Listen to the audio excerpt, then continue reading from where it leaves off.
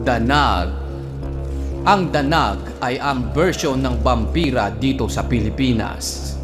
Ayon sa kwento, noong unang panahon, ang danag ay kasama ng sangkatauhan at ginugugol nila ang kanilang mga araw sa pagtatanim ng ugat ng taro at paglilinis ng mga bukirin para sa kanilang mga kapwa-tao.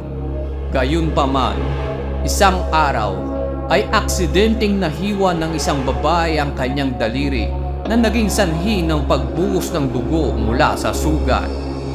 Dahil lubhang matulungin ang danag, sinipsip ng danag ang daliri ng babae. Sa ginawa nito, napagtanto nito na ang lasa ng dugo ng tao ay masarap at nagpatuloy sa pagsipsip hanggang sa matuyo ang dugo ng babae at mamatay ito. Simula noon, itinigil ng danag ang kanilang pagtatanim at sa halip ay nanghuli ng mga tao sa gabi.